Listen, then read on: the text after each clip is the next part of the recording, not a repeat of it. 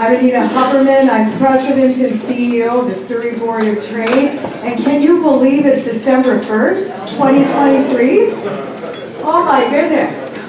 And I know for many of us it's year end, but I thank you so much for attending this event. This really is an event focused on economic leadership, and we're so honored to have with us BC's Minister of Indigenous Reconciliation, and I'm not going to speak just yet, but please give a great Surrey welcome to Minister Rankin.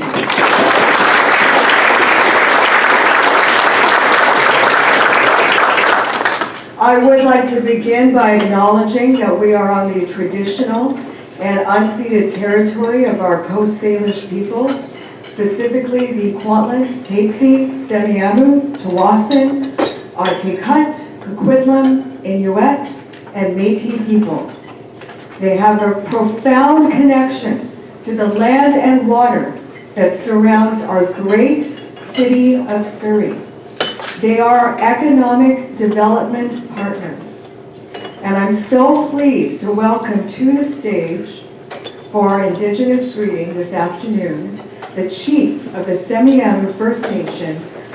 A round of applause, please, for Harley Chapel.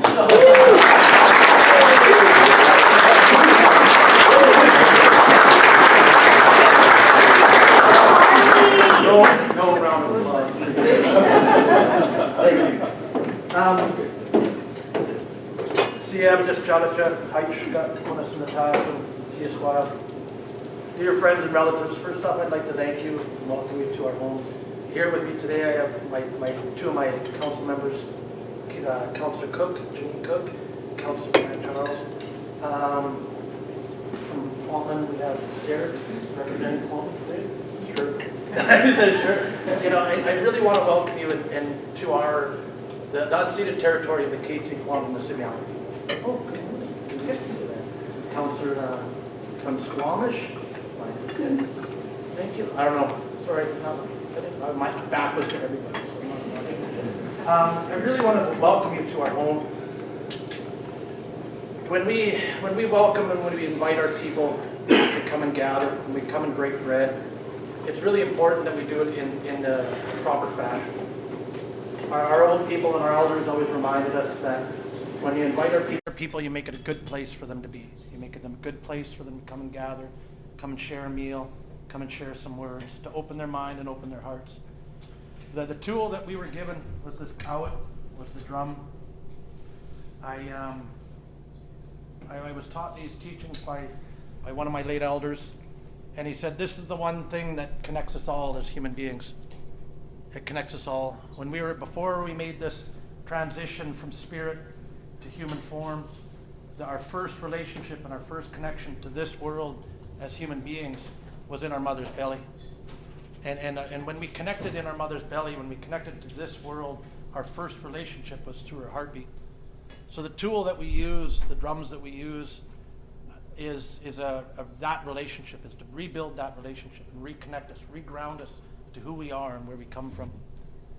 Even in the word that we call ourselves, we are Huelmoch. And you hear in that word Huelmoch, and we talk of Much, which is earth. We have the understanding and the teaching that we were created from these lands.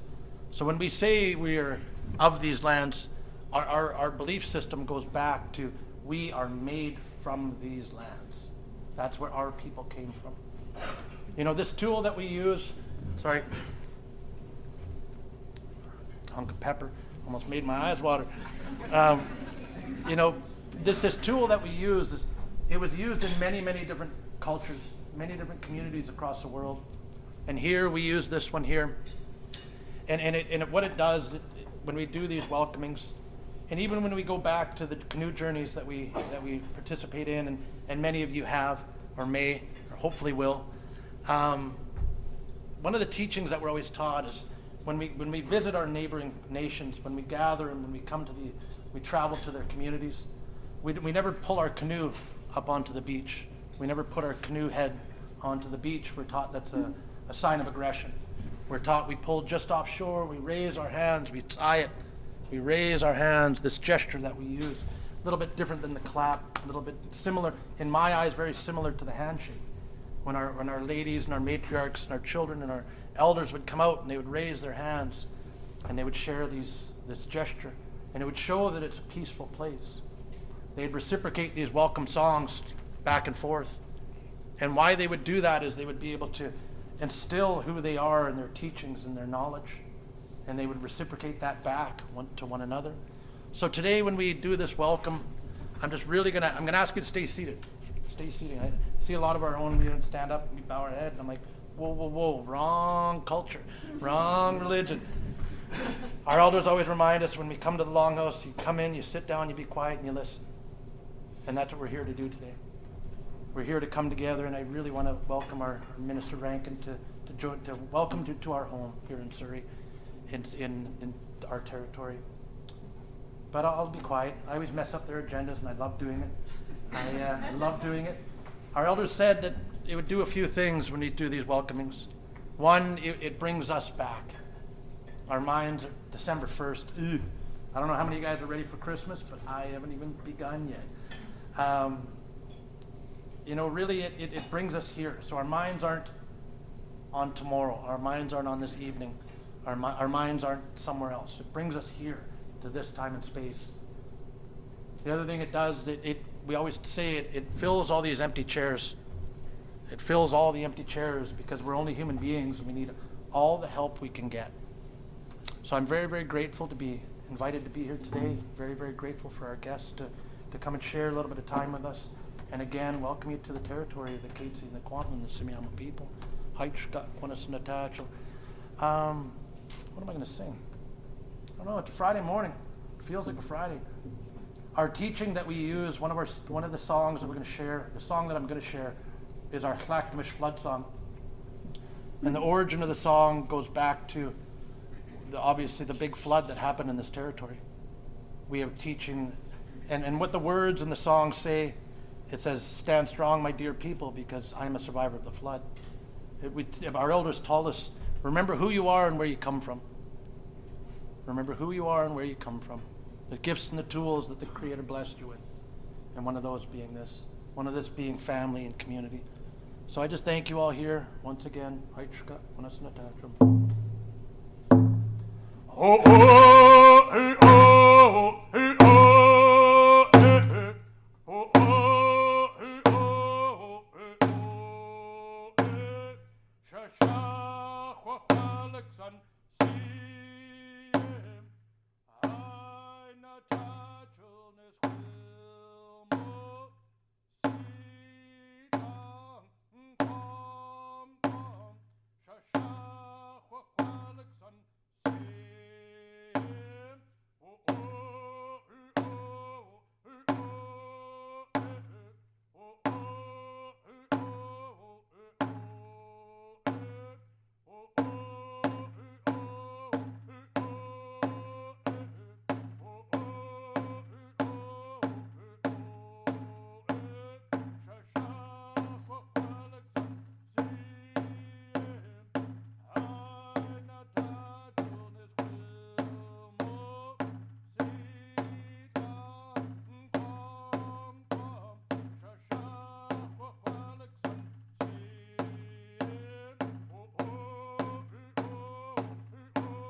oh,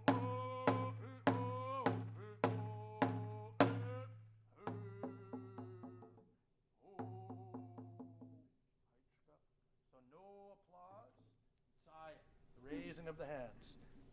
This gesture, once again, our elders believed, one thing I'm just going to lead before I get off the stage, is they believed that when we come together, now it's sacred. The gathering of the people is sacred. When we come together, you bring your wisdom, your knowledge, your experience, and you bring it here. We have a speaker that will speak a little bit to that today. But you bring all that here, and it's important that we do our best to not interfere and disrupt that. So once we settle, we settle. So again, just raising my hands, and thank you for being here this afternoon. Morning, whatever we're at, morning and afternoon. I'm still stunned on December 1st. Go ahead. Thanks very much.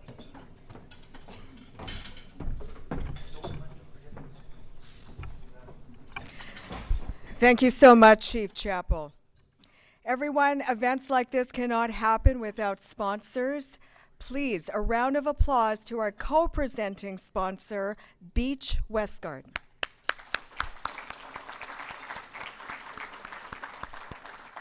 Next, Emerge Modular, also our co-presenting sponsor. And our next co-presenting sponsor, thank you also to the amazing Vancouver Fraser Port Authority. Our lunch sponsor is TELUS. Our supporting sponsor is Woodfibre LNG. And our community sponsors are BCLC and Kwantlen Polytechnic University. Our ongoing progress partners, supporters of the Surrey Board of Trade are the law firm of Fasken, BDC, the Business Development Bank of Canada, the Chambers of Commerce Group Insurance Plan represented by SNF Benefits, and Western Community College.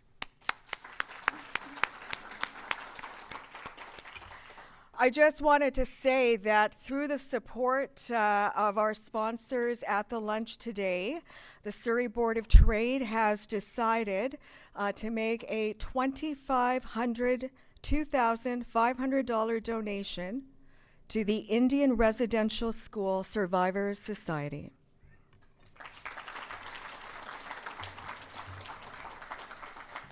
Thank you so much to our sponsors. I'd like to welcome our special guest in the audience that I just wanted to mention. BC's Minister of Labour is in the house, Harry Baines.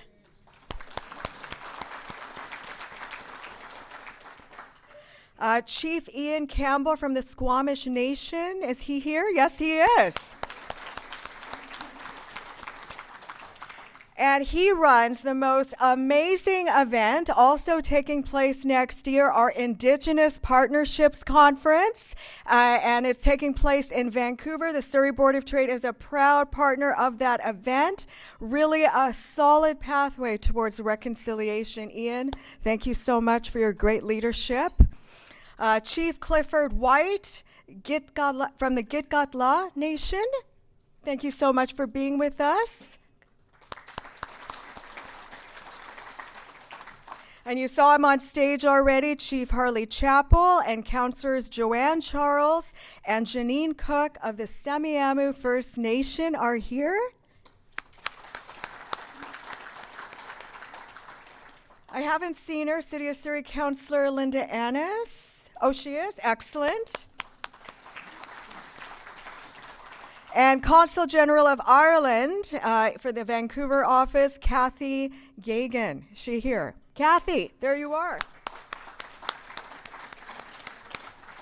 And we're hoping to go on a trade mission soon to Ireland, so we have to talk about that next year, Kathy. As you all know, the Surrey Board of Trade, our whole mandate is to support business, bring business into the city. We're one of the top 10 largest chambers of commerce, boards of trades in Canada. There are 430 of us. And I just wanted to say that also I'm co-chair of Canada's Disability Business Inclusion Council. And on Monday in Toronto, we are making a significant announcement. And for this audience, it also relates to our Indigenous communities. And so I ask you to watch for the media release, watch our social media networks in conjunction with our Minister, Kara, in Ottawa, to really ensure that we're making really progressive pathways towards reconciliation, and also ensuring supports for small and medium-sized businesses across Canada, and to ensure productive pathways for persons with disabilities throughout our great nation of Canada. I would now like to welcome Marissa Nobar, Director, Reconciliation, External Relations, and Strategic Infrastructure Assets at TELUS, our lunch sponsor today. She's going to come to the stage for a few words. Marissa.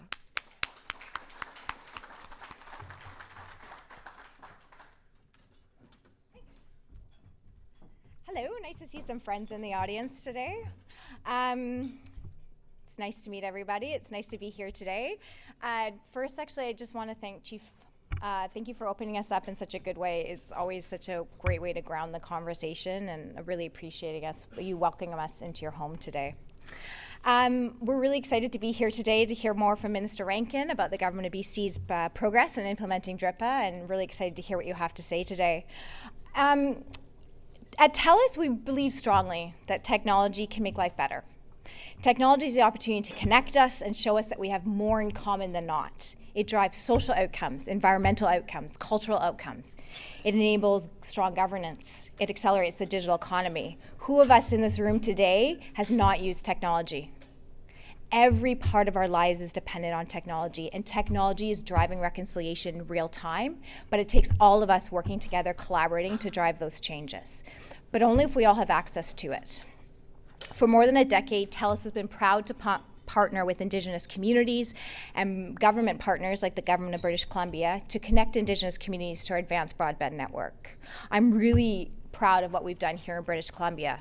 In British Columbia alone, we have connected over 17,000 homes across 232 Indigenous communities to our world-leading Pure Fibre network, including communities like Semiahmoo, who we connected in 2017.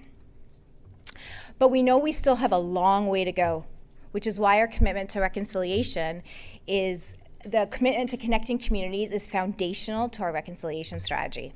In 2021, TELUS was the first technology company in Canada to commit to a public reconciliation action plan, and we are working hard to stay true to those commitments, but also encouraging the rest of the corporations out there to also look at implementing their own action plans.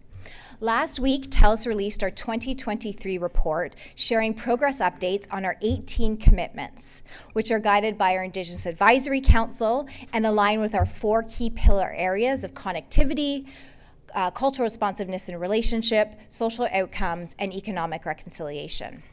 In addition to the connectivity outcomes I just shared, I wanted to share a couple key highlights that are really close to my heart. One of the things that we announced this year was a first-of-its-kind partnership with Niskalism's government, which will see the nation owning and maintaining the cell towers that will bring reliable connectivity to the 4 villages in the Nass Valley and parts of the highway that have never been connected before. For those that have spent time in the Nass Valley, that highway is a bit treacherous at times, so to be able to have connectivity, to connect people, to be able to report that you've been home safely is going to make a huge impact in the territory. The establishment of our 10-person Indigenous Advisory Council. We have an Indigenous Advisory Council made up of Indigenous leaders and experts from across the country that help guide our commitments moving forward. This year also, we doubled our Indigenous Communities Fund from $1 million to $2 million, supporting barrier-free access to grant funds. And in fact, since launching in Q4 of 2022, the fund has funded 8 Indigenous-led projects in British Columbia, including a really cool equine therapy program in Klesko in the Cariboo-Chilcotin, which, if you scan that handy QR code there, will actually take you to the report, and you can read the story of how Klesko is using equine therapy in community. And then lastly, partnering with the BC Association of Aboriginal Friendship Centres, the Native Court Workers and Counselling Association of BC, and the Prince George Native Friendship Centre on our Mobility for Good for Indigenous Women at Risk of or Surviving Violence program. We have made a commitment through our reconciliation strategy to respond to the 231 calls for justice established by the Missing and Murdered Indigenous Women and Girls Commission to support where we could. And so we are doing that through the provision of over 13,000 phones and plans to Indigenous women who are at risk of or surviving violence through our partners. For those of you that are not familiar with the 231 calls for justice, I really highly recommend that one of the Friday evening readings is Googling it and taking a look at what those calls for justice lay out and where are some of the opportunities and intersections between the work that you do and those calls for justice. And lastly, new to this year's report, we're really proud to introduce a new commitment to incorporating Indigenous perspectives into TELUS's data ethics strategy.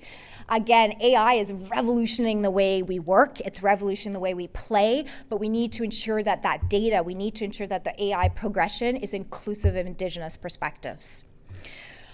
While the updates on our commitments are important for us to share publicly, the most meaningful parts of the report are really the stories from community members and partners sharing their hopes and successes. So Scan the QR code, take home this pretty little postcard that you have in front of you.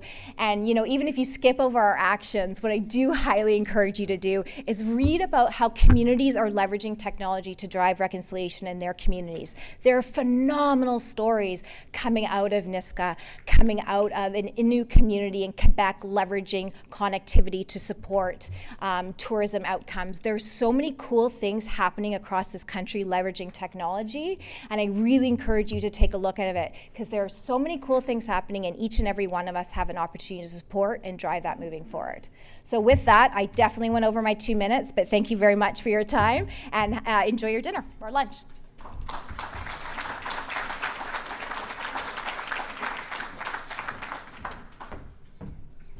Thanks so much, Marissa. And I encourage everyone to take a look at that TELUS report and to share it through social media, share it with your networks. It is part of our reconciliation journey, especially when our business community is engaging in such great leadership work. So thank you to TELUS. Another round of applause, please.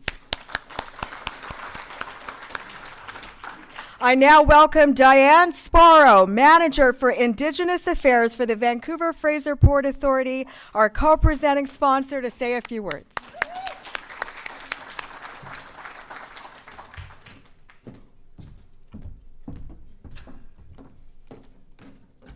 Good afternoon. A bit taller. Good afternoon, everyone. Thank you, Anita. And thank you, Chief Chappell, for your words this afternoon and for sharing your teachings with us. It's a privilege to be able to hear those words. And thank you for welcoming us all to the event today. Before I start my remarks, I'd like to acknowledge that we are gathered on the traditional territory and ancestral territories of the Katzie, Kwantlen, Semiahmoo, Coquitlam, and Tsawwassen First Nation. It is with profound gratitude that I have the privilege to be on their lands today, and I raise my hands in thanks to them. Haitsapka. My name is Diane Sparrow. I'm the Manager of Indigenous Relations for the Port Authority. I'm Oji Cree from Bearskin Lake First Nation, and I'm also a proud community member of Musqueam Nation. It is my pleasure to be here today on behalf of the Vancouver Fraser Port Authority. We're the federal agency responsible for enabling trade through the Port of Vancouver, Canada's largest port, while protecting the environment and considering local communities. The port is an economic powerhouse for this region, and Surrey has a direct stake in that. Port activity in Surrey supports more than 5,000 jobs and about $1.3 billion in economic activity. It connects Surrey businesses to global markets and gives local communities access to international goods on your store shelves and in your e-commerce packages. And Surrey is an important hub for the local drayage trucking community, which plays an important role at the port. I'd like to thank Anita and the Surrey Board of Trade for their partnership and support over the years as we've worked to strengthen the gateway for Canada and our region. We are very pleased to sponsor today's event with Minister Rankin, and we look forward to hearing about his perspective on the path towards reconciliation in BC. The Port of Vancouver intersects the traditional territories and treaty lands of more than 35 Coast Salish nations, with whom the Port Authority shares stewardship of lands and waters.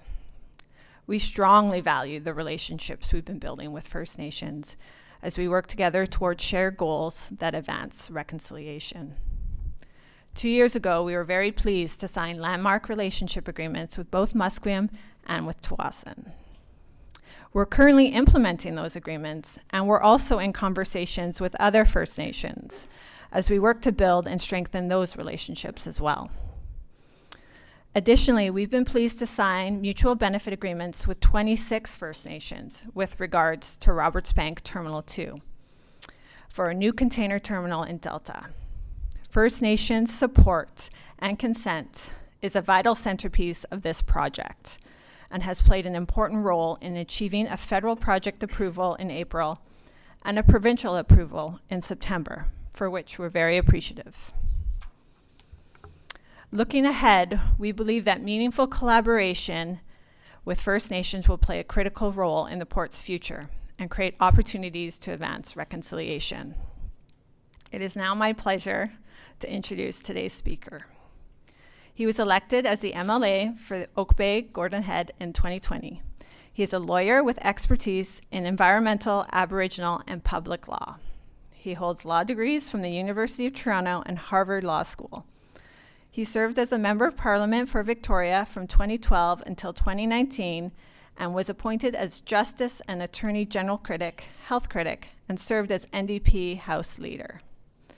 Everyone, please welcome BC's Minister of Indigenous Relations and Reconciliation, the Honourable Murray Rankin.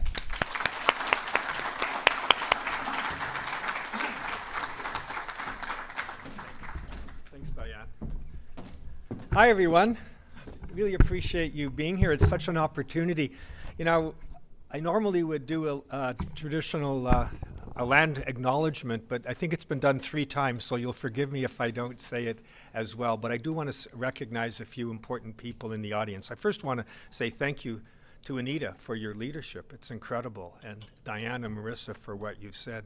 But particularly, I want to salute Chief Chappell for grounding us in such an important way, and not only welcoming us to this territory, but also I think your words were very, very thought-provoking, and for me, really meaningful. So thank you for doing that in such a meaningful way.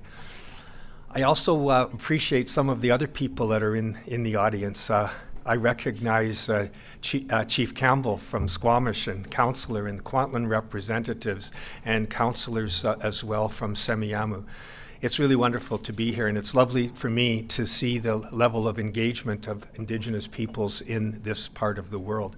When I say this part of the world, I'm talking about Surrey, which I understand is suburban. Vancouver's a suburb of Surrey, I think. That's what I was told anyway. Have I got that right? You know, it seems like the way things are growing here in Surrey, that's not so far off. In fact, you know, I go to Port St. John a lot because of my work with Treaty 8 Nations, and they have, as you walk, as you may have seen as you go into town, the energetic city. I think that is fraudulent compared to Surrey. It's misleading advertising. I mean, because what's going on in Surrey is just staggering. The level of growth, you know, the new medical school, which I've talked to some of you about, that's coming, the new hospital, all the new schools. Today, my colleague was out naming the stations on the new Surrey Langley SkyTrain. It goes on. And I just salute you and this Board of Trade, because it's so important, as I'll say in my remarks, that economic reconciliation. Chief Clarence Louie is one of the revered leaders of the Osuyas First Nations. And he wrote a book called Res Rules. Some of you may have seen it. It's fabulous. Res Rules. Anyway, he says there's only one kind of reconciliation, you know. That's economic reconciliation. The only kind I care about is making sure that our children have meaningful jobs and a future together. And I think that's actually something really quite profound. I have to recognize my colleague and good friend from Surrey Newton, which I understand to be the living heartbeat of Surrey, Harry Baines. Harry's Minister of Labour, and we spend a lot of time in the Ledge together, and he's an amazing colleague. I'm so glad that you could come, Harry, today. I was asked to say at the outset just a few words about myself, not for ego reasons, but just to tell you where I'm coming from. I think that's what the elders said we needed to do, who you are and where you're from. I came originally from Ontario way back in the 70s, moved to Victoria, practiced law, taught at the law school there for a while. But then I ended up taking a political journey. So when I was a lawyer, I had the opportunity to work with First Nations on all 3 sides of the table, if I can put it that way. I worked in the Yukon and BC on treaty negotiations for government. But I also worked for a number of First Nations in private practice, particularly in Nunavut and in British Columbia.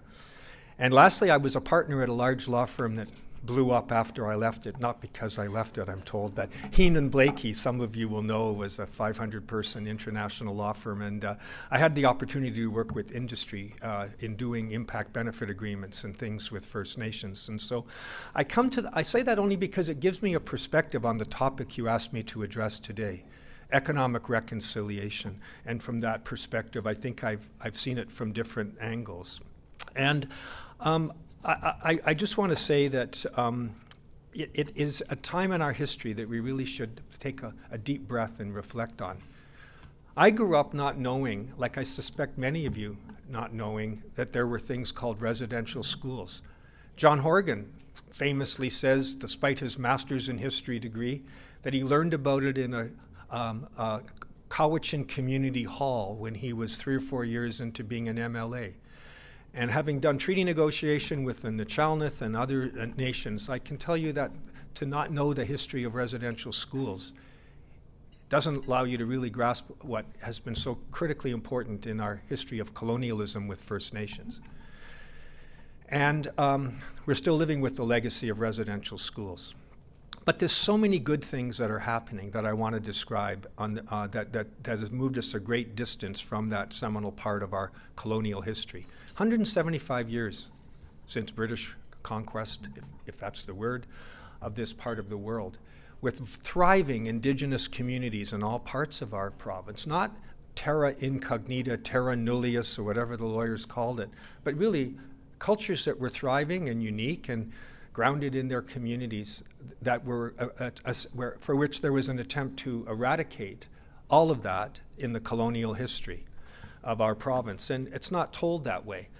The thing I'm probably proudest of, and I'll describe it in a minute, the Declaration Act and the action plan that is my responsibility to implement.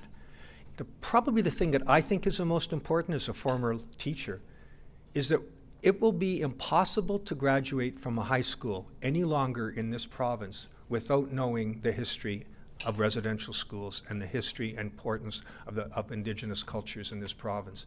That, as a parent and now grandparent, to me, it gives me great hope.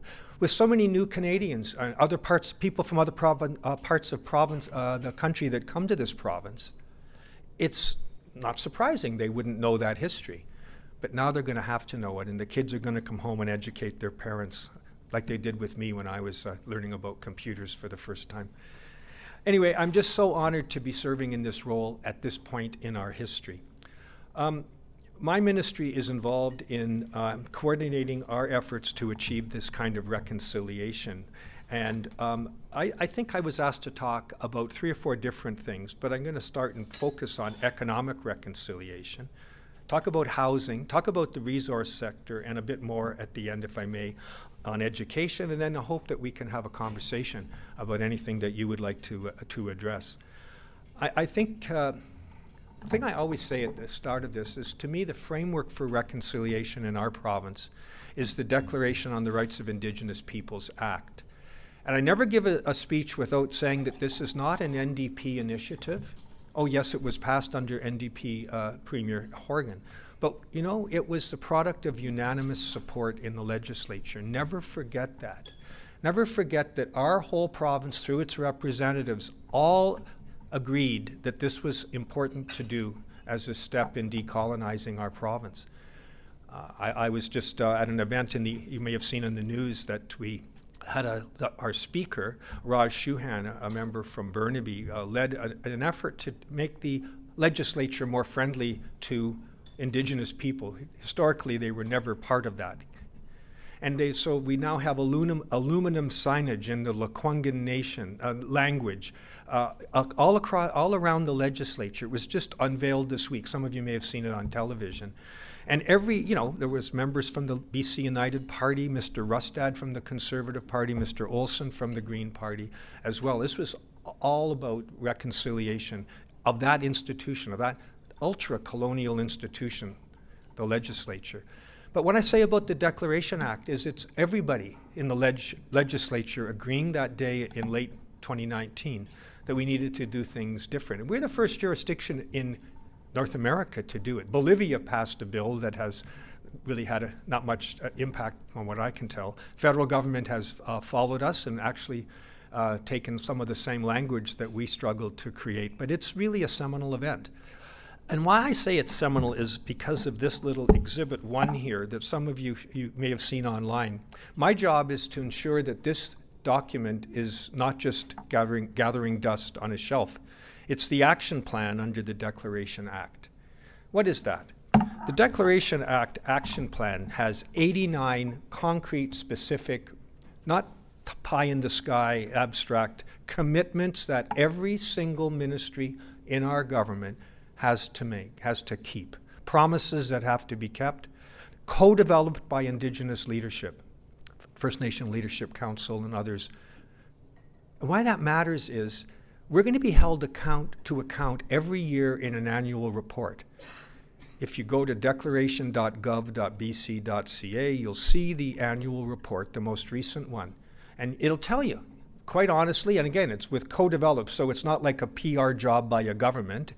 It's more like an Auditor General's report, because the First Nations have helped us craft that document to say as honestly as we can, you know, we're doing okay on this, but we're not doing so well on that, and we've got 5 years to do this action plan. We've launched most of them. There's 1 or 2 we haven't launched. Some of them have been completed, and we're going to be keeping score, because my mother used to say, if you don't measure it, you can't manage it. And that's the key to this document. So it will never be one of those government reports that sit on a shelf. No one will allow it to be that way. So that is the start. That is the lens through which we do all of the work that we are doing at this point in time. So what are we doing? I want to just highlight a couple things. We're helping keep families together by restoring Indigenous jurisdiction over children and family services, because that's been prioritized by First Nations communities as super important. Too many kids are in care. The disturbing percentage of our children in care are from Indigenous communities. We want to do better, always looking after the best interests of the child, of course. We want to stand with First Nations and support them as they address the trauma of residential schools, the survivors, the 215 in Kamloops, and all the other residential schools and Indian hospitals around the province where people are coming to grips with that history. And we're trying to, we've implemented anti-Indigenous racism legislation. Indigenous-specific sections of the Human Rights Act have been amended. For the lawyers in the crowd, we've changed the Interpretation Act to say specifically that the Declaration Act must be part of not just a document, but that it has to be used for interpretive value as you go through and figure out what statutes mean. It has to be read in light of that. That's important. And I'm doing a lot of work with First Nations on restoring and revitalizing Indigenous language, which is so critical to keeping culture together.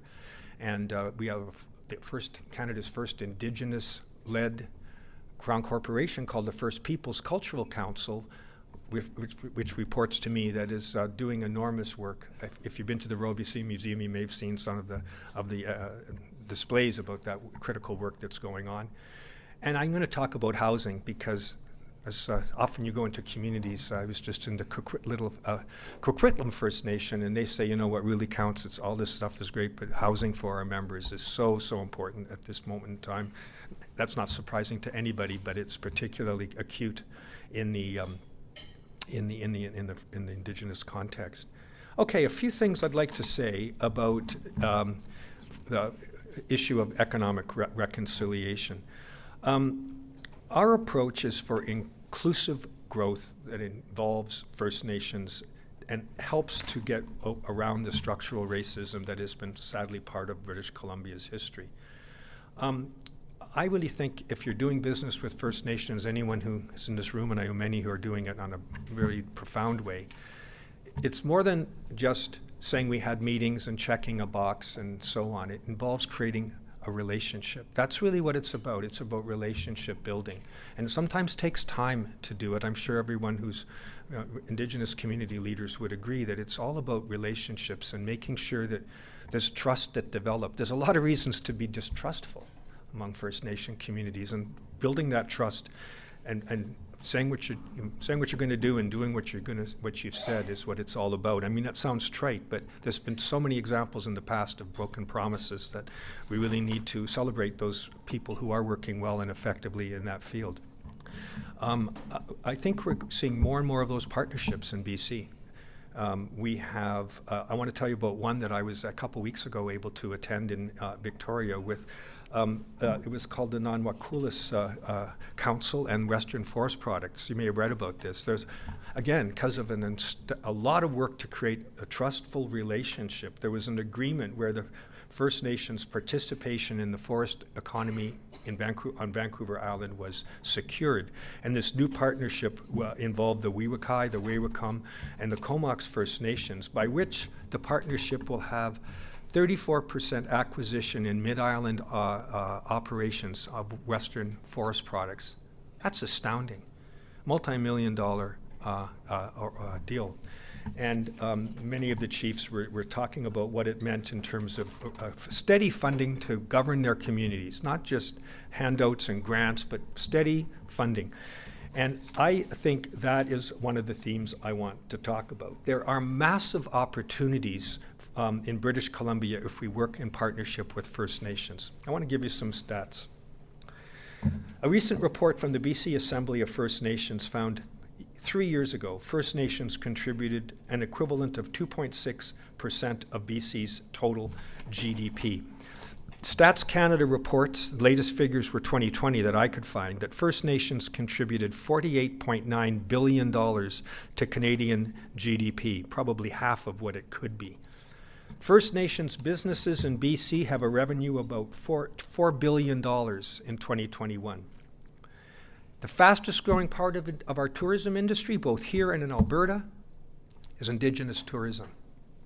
I was talking to the Minister Wilson in Alberta at a meeting last week, and he said 1 in 3 people who go to Alberta now want to learn about Indigenous culture. 1 in 3. I had no idea. That's where Banff is, by the way, in Lake Louise, so that surprised me. And of course, in Canada, it's absolutely booming. The Indigenous Tourism BC people are doing an astounding job of marketing. We have, in British Columbia, recognizing that First Nation governments need steady funding in order to thrive. So, for example, we have a lot more to do. Don't get me wrong. I'm not here to say everything's great. We got so much more to do. But one thing that was done was the First Nation gaming revenue sharing. I don't know how many people know that since that project started, over $250 million has been distributed to the 202 First Nations in BC. It's a lot of money, and it's guaranteed, and it's administered by an arm's-length First Nation-led trust. And secondly, some of you may know that we're embarked on a new fiscal framework, a new fiscal relationship with First Nations. We started by doubling the amount of money from forest revenue sharing, FCURSs, for those in the business. We've doubled that in the last while, but that's only a start. It's a precursor to a whole new approach of revenue sharing for mining, for tourism, for ski hills, for you name it, because we recognize First Nation governments, just like other governments, need dependable, steady financing in order to look after their responsibilities to their people. And that is what is at the core of all of this, because if you have a steady economic platform, then you can build from that viable economies. And that is, I think, the nature of what we're most concerned about as well. So there's First Nation-owned business parks being built or expanded right here in Surrey, in the Surrey area, in partnership with First Nations. There's also a whole range of Indigenous-owned businesses operating in Surrey, which, by the way, has a very large urban Indigenous population. They're in businesses, I'm told, environmental contracting is one, civil, commercial, and residential contractors, recycling and disposal services, retail stores, restaurants and catering companies, security services, it goes on and on. These are businesses in your community. And obviously, that will create opportunities not just for Indigenous population, but for all British Columbians. That's why we provided last year $1.2 million to kickstart the BC Assembly of First Nations' new independent Centre of Excellence in First Nations Economic Development. And that's going to provide tools and resources and economic development capacity to First Nations so they can collaborate more effectively with us in the province. And we are doing a lot more of that. I talked to Anita just before we got started, and she reminded me about something really exciting that you're doing. And that is the Surrey Board of Trade last year said that they're planning to build a second location called the Surrey Technology and Skills Centre, providing opportunities for Indigenous entrepreneurship with a focus on developing new technology and skills. There's a similar operation in Toronto. This is extraordinary. This is going to make a huge, huge difference. I'm going to unleash the entrepreneurial energy of First Nations people, I think, as well as, of course, Métis. Just this week, the Canada Infrastructure Bank announced a program to help First Nations, Métis, and Inuit communities buy equity ownership stakes in projects in their traditional territories. You cannot talk to a First Nation person in this country without being told that access to capital is one of the most important, difficult challenges that they face. Getting access to capital, if only they could get that. I've heard that so many times. Some of you may know that Kim Baird, the former chief of the Tsawwassen First Nation, is on the board of the Canada Infrastructure Bank. And what they're doing there is super exciting. The fall economic statement that Minister Freeland, Finance Minister Freeland, brought out a couple weeks ago talked about loan guarantees, like low interest loan guarantees for First Nations. This is huge. And I don't think I'm telling tales out of school if I tell you that British Columbia is looking very carefully at that. Alberta has those programs, Ontario has those programs, Saskatchewan has those programs. It's time for BC to step up as well, and I'm confident that we will.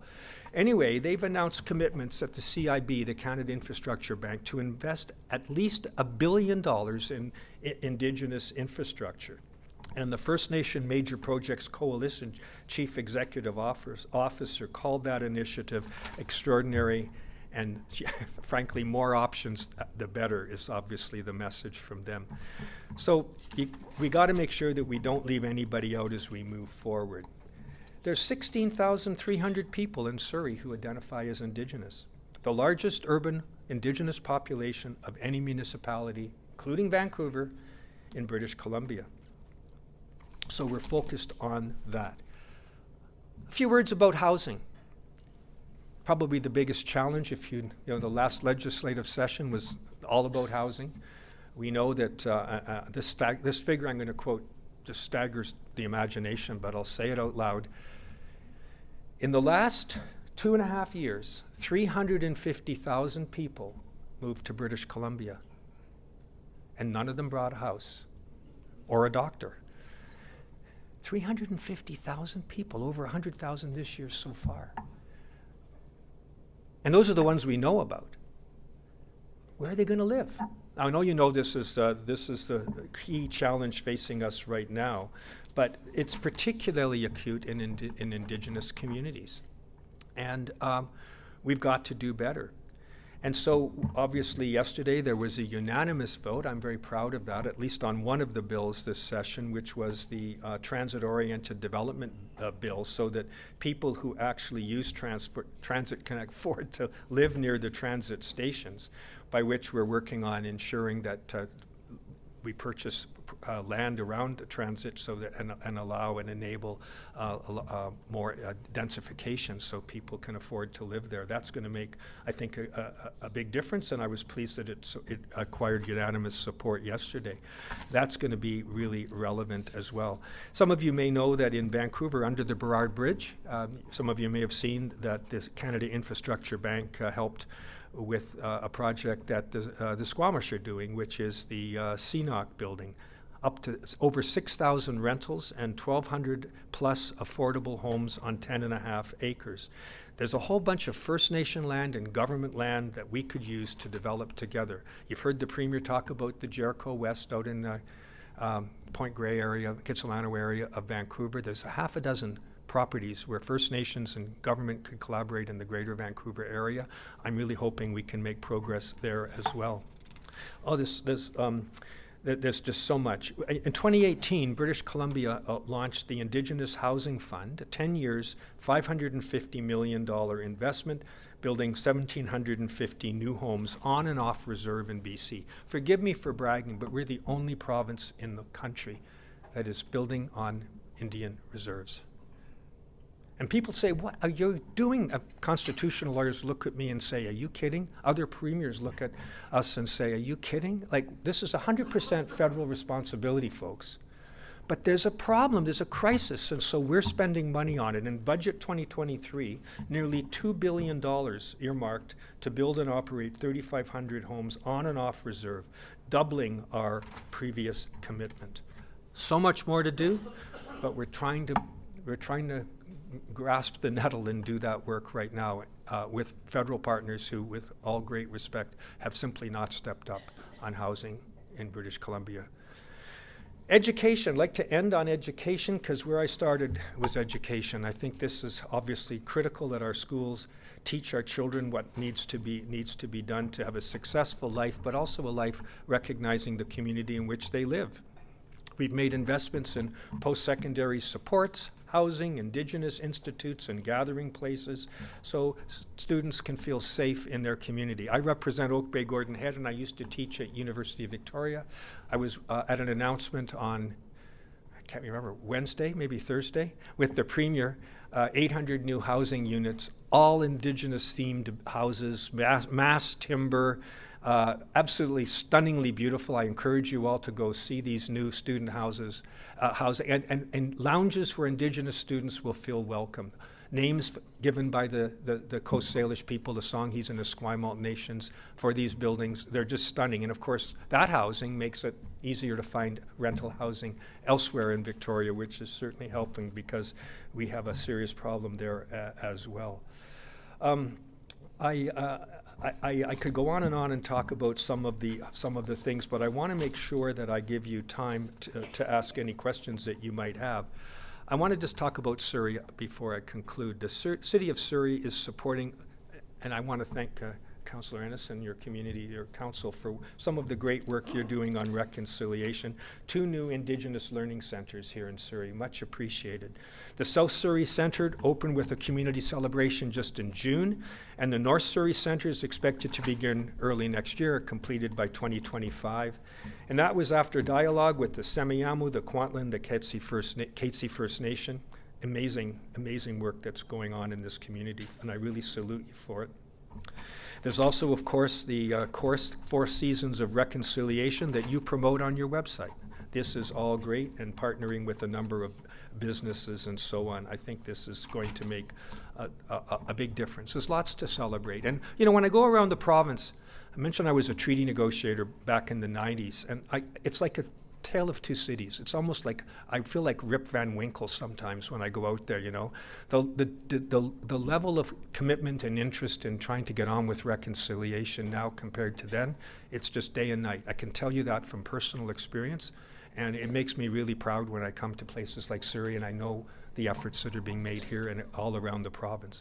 So listen, my conclusion is we've got some great work underway. We're committed to that work. All parties of the legislature, our government is trying to show national leadership in this field. We've got so much more to do, but we're well and truly on our way.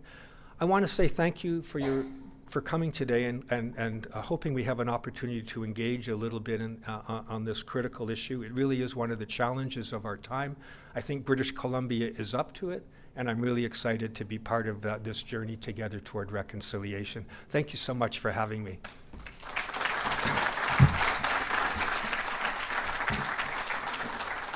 you want me to stay for questions?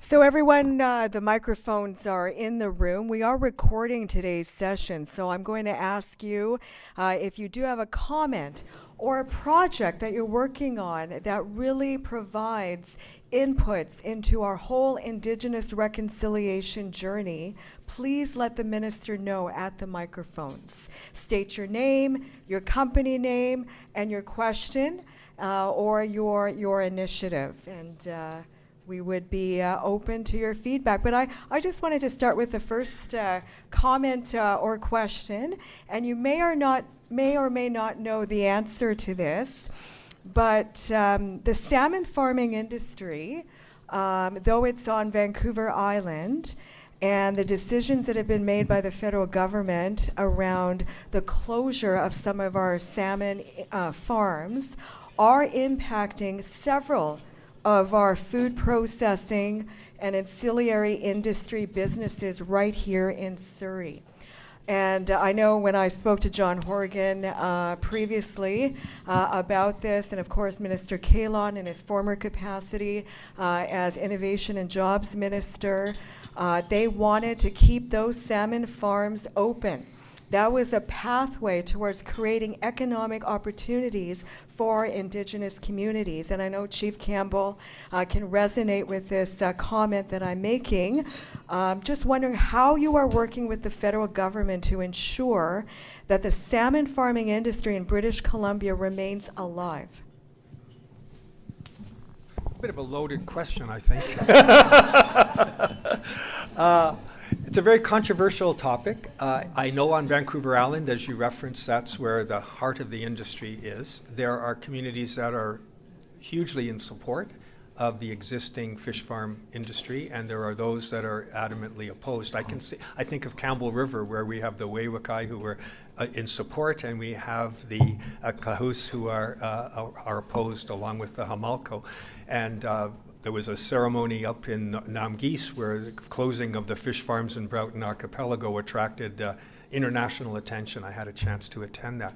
Meanwhile, I've spoken with Grieg, I've spoken with other industry leaders in the industry, and I know there's a lot of technological change being considered for the industry. The fear about sea lice and all of that continues to be, in some circles, a factor. I don't know what the future will be. I can tell you I have met with the former Minister, Joyce Murray. I intend to speak to Minister Le Boutillier, who is now the Fisheries Minister for Canada. I know her from former movies when I was an MP. I'm looking forward to that conversation. It is a federal issue, ultimately, although there's provincial aspects of it, as you well know, because of the nature of the divided jurisdiction. But primarily the decision is one that Minister Murray deferred. She was going to make a particular decision, but she's not made a decision. I'm anxious, I'm sure you are as well, to know what the federal government will do. It's an area of significant controversy, and I look forward to seeing what the federal government does. Hi, Mr. Rankin. First of all, thank you, Heitke Hopakten Seam, to Chief Harley for hosting, as well Diane and Marissa and Anita. Thank you for putting on such a great event. My name is Chief Ian Campbell from the Squamish Nation. It's always good to see you, Minister. And you mentioned the notion of doctrine discovery in your introduction, and I know our Prime Minister Trudeau recently rejected the notion of Canada rescinding this after the Pope rescinded the doctrine discovery. I wonder if you, as our minister, can make some commitments to champion, particularly here in BC, the federal government to rescind this archaic kind of notion that this was terra nullius, a free and vacant land. It's an opportunity to mature as a society and move forward around economic reconciliation, where it's more collaborative and we're able to move in a true spirit of alliance and where we see ourselves going forward in the future. I also want to introduce, I'm here with my counselor, Shayla Jacobs, who's one of our wonderful young leaders from the Squamish Nation. So really that's my question or comment is looking to you for that leadership as BC has been in the forefront around UNDRIP, FPIC, and these types of areas to move us forward. Thank you very much, Chief Campbell. That's a great question, and I, for one, have been championing that. It's going to require a lot of legal advice to find out whether there's any sort of booby traps in any change that we might make. It makes, to me, perfect sense. And just as you say, it seems entirely in the spirit of reconciliation that we would do that. Why would it be a problem? Why would it be a problem? Would it change land title office? Would it put our fee simple properties at jeopardy? I don't understand why that would be the case. I must confess there are those lawyers who say it would be a problem. I, for one, totally agree with your perspective, and I think it should be done. And I'm not understanding yet why the federal government has not been more aggressive in this field. And so I would like to see this work going on. I can tell you that I've spoken with First Nation Leadership Council and their technical team about the issue because they too want that change. And I think it's work that we should be considering. I understand it as more than just reconciliation, as a very practical, I think meaningful step that First Nations would welcome, because to take away any vestiges of that terra nullius argument that might be made. Thank you. Well, thank you very much for your presentation. It was excellent. My name's Steve Dooley. I'm the Executive Director of Simon Fraser University's Surrey campus, Right. Where we are hopefully going to be having the new medical school, and we're working very closely with the Indigenous Health Authority on that project. But my question is about kind of infrastructure. You mentioned that now Surrey has the highest proportion of urban Indigenous people in the province, 16,000 and growing. and yet there is no Indigenous gathering space in Surrey right now. We're working very closely with our friends at KPU, the City of Surrey, Surrey Schools, to try to make that happen, and with Chief Chappell and other, with Quanlin and Catesy as well. I'm just wondering if you have any, you probably don't have your checkbook with you right now, but. I didn't bring it. But if you have I've any, already been asked a couple times to pull it out. but if you have any advice for us, any comments about how to move this project forward in a timely way. Thank you. Well, first of all, thank you for your work at the Surrey campus. I just want to say it's extraordinary. I was there, I've had visits over the years, but living in faraway Victoria, I don't get to come as often as I'd like, but it's remarkable what you're doing. And I am thrilled about the medical school, the first since 1955, I think, in Western Canada, with a focus on Indigenous and on primary care. Yeah. Which I think is so necessary. We all would nod at that. So thank you for that, first of all. And yes, the need for an Indigenous gathering place is often fulfilled in some communities with large friendship centers, but that's with a population this large in this jurisdiction, that's simply not going to be enough. I don't want to get my checkbook out quite yet, but I can see that being something that would be worth considering. Of course, not being the finance minister, I can say these things and with great aplomb, but the need is one that I think is acute, and I appreciate you raising it. Thank you. Good afternoon. My name is Gail Bedard, and I'm the Associate Vice President for Indigenous Leadership at Kwantlen Polytechnic University. I am from the traditional territory of the 9 allied tribes in northern BC, which is people call the Tsimshian Nation, which is not right, not politically correct. Newly elected onto my band as a councillor, so quite pleased with that. But I'm here today to talk to you about, you started with education, you ended with education. And as you all may be aware, Kwantlen Polytechnic University waived the tuition fees for the local 7 First Nations. And so, which is huge. Huge step. But the hardest part of that announcement were the calls that we received to say, well, what about me? I'm from this nation. And so I want to plant the seed to say, is government going to correct the wrong when they used education to try and take away our identity, but to give it back by giving them the tuition-free waiver for any First Nations community that has ties to residential schooling. Right. Economic development is extremely important, but education is key. And so it needs to be elevated. As Sinclair said, education got us into this mess. Education has to get us out. The numbers that go to post-secondary are very low.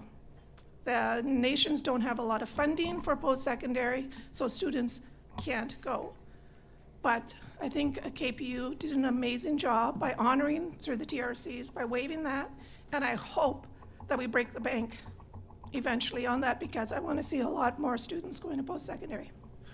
Well, let me say a couple things. Firstly, I don't think education and economic reconciliation are separate. They're inextricably linked, because there was the economic report that the Minister of Finance released last week, which talked about 3/4 of the new jobs requiring post-secondary education of some sort, skills training or post-secondary, post-grade 12 if you wish.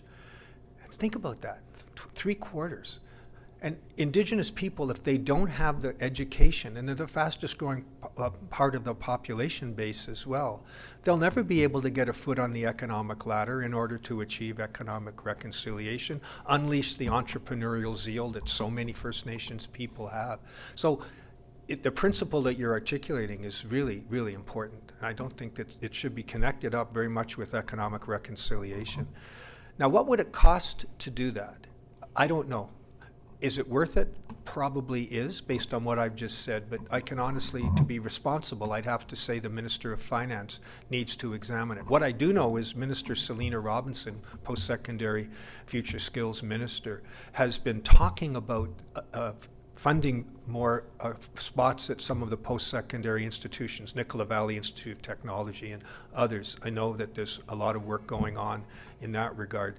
I'd have to say, I can't make a commitment of such a gigantic nature today, but I certainly understand that. I'd like to know what the what would be helpful, the data that you acquire at Kwantlen, to tell us what the implication, what's happened with those students. Have they all moved, like what percentage of them graduated? Where did they go? Because if we can make a case using data, then it's much more, it's obviously a much easier case to push to the Minister of Finance, saying, hey, look what happened there, it worked, and we need you to expand it elsewhere. So fair question for sure.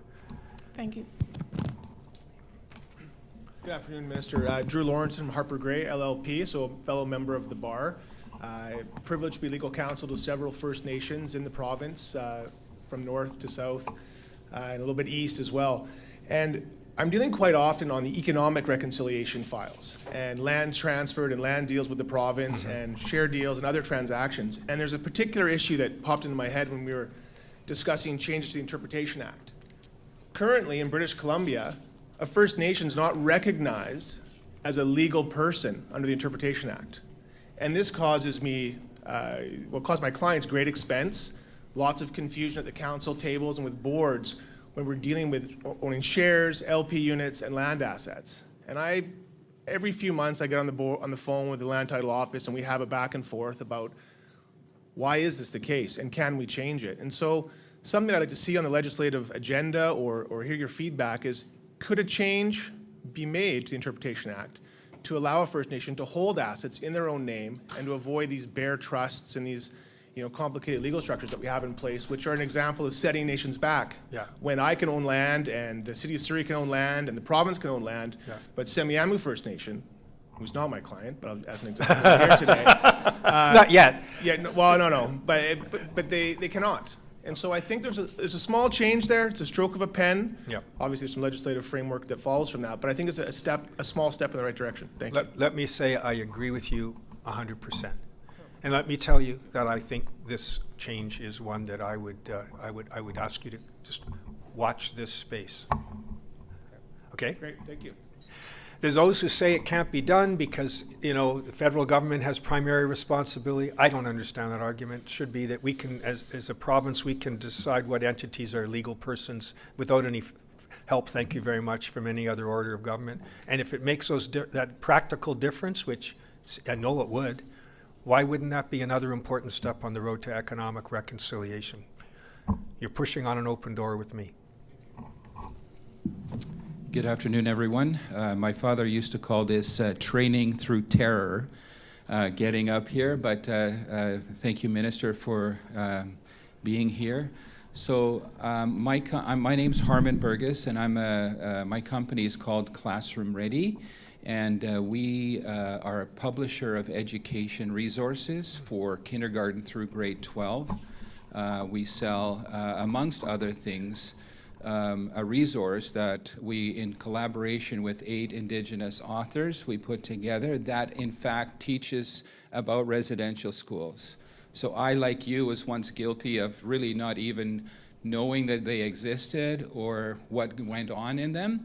So it's been our honor to work with those authors. And I guess my question to you is, with the importance of education that a number of speakers have, including yourself, what levers are available to a small publisher representing 8 Indigenous authors who contributed to this, who can make a difference with newcomers, with students anywhere from, we address them starting at about grade 3 all the way to grade 12.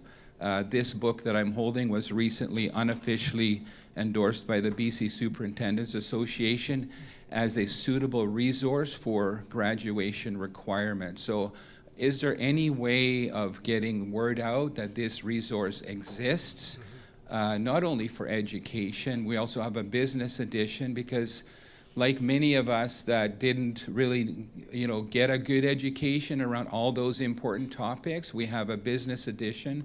Some of you guys may know Len Pierre, who's the author of the business edition, addressing some of the same fundamental core topics around truth and reconciliation that can support businesses to elevate the understanding of what went on and all the history of it. And so I guess my question is, what can you do to help me get the word and our authors get the word out? I think what I can do is sit down with you immediately after this, and I have an idea as to how to connect the dots. So let's sit down and talk one-on-one about Good. it. Thank you. Final question. Hi, I'm Cathy Gagan, the Consul General of Ireland to Western Canada, and I'm the dreaded, not so much a question, but a comment. But I just wanted to say thank you so much, Minister, for this. Anita, thank you so much for organising this event. It's really special and really important, and it really matters to me personally because as an Irish person, I come from a country that was colonised, that a lot of our language was almost eradicated, a lot of our national games were almost eradicated. That's very different now after a long and prolonged process of revitalising and making sure we kept them alive. And so I completely agree with what the Minister said about how these things take time, and it will take a lot of time for things to be corrected.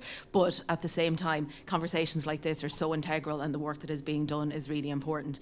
So all that I wanted to say is that as a person who really feels very connected to the First Nations here in Canada because I feel we have a lot of shared experiences. I'm also very conscious that people then left my country and were part of the settlement. And so it's a very complicated relationship. And all I wanted to say is that I raise my hands to you all, and that I really welcome any opportunity to work with any of the First Nations in relation to language preservation or cultural preservation or restoration. It's something that we've already worked with some of the First Nations on, particularly in the language space. And it's something that I'm very keen to share and make some contribution to that. And Minister, just for you to know as well that the consulate here is very eager to participate in that. So in any way that we can help your work, we would be very interested in doing it. And I suppose there is a question buried there, which is, as a settler here, I'm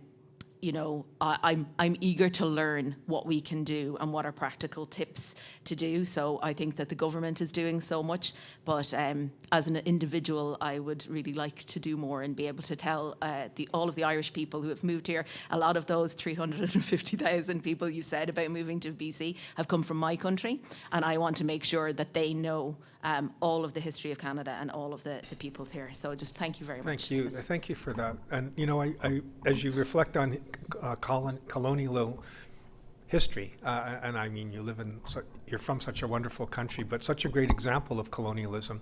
I often find in Surrey, I do radio programs with Red FM, or I'm talking to people who are initially they're maybe from Pakistan, or they might be Sikh from Punjab, and so on. And it's funny, the connection that I have on the radio with them is through that lens of colonialism, that they really relate to this and they feel kinship and want to support, and there's been such enormous support from those communities. So it doesn't surprise me that you would make that connection, and I just think you need to take me on a tour to Ireland so I can do give speeches and so on. I'm happy to come anytime to spread the word. Well, you can come on our trade mission as well. I got a commitment right now. If you could just stay on stage, and I'd like to welcome to the stage our co-presenting sponsor from Beach Westgard, Norm Porter.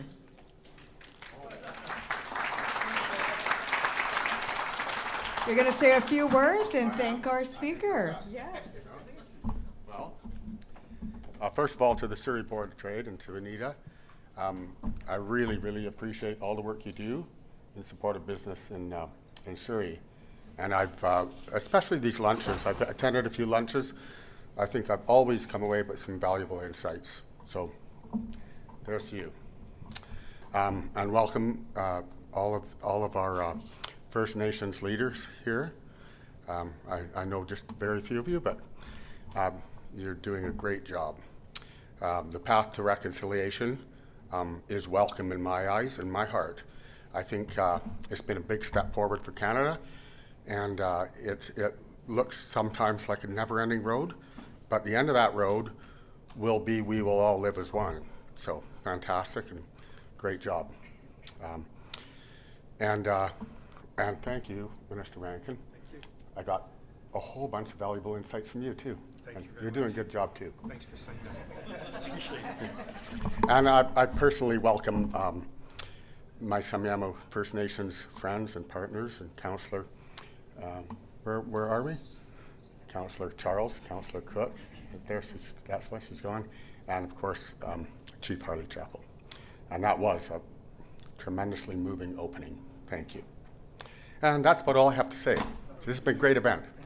Thank you. Cheers.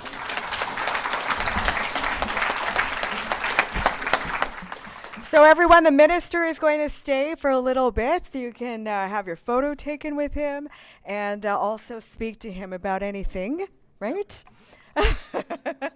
Thank you so much, Minister. I would like to thank our co-presenting sponsors again, Beach Westgard, Emerge Modular, and the Vancouver Fraser Port Authority. Our lunch sponsor, TELUS, our supporting sponsor, Wood Fiber LNG, our community sponsor, BCLC, and Kwantlen Polytechnic University. Thank you so much. Another great round of applause, please.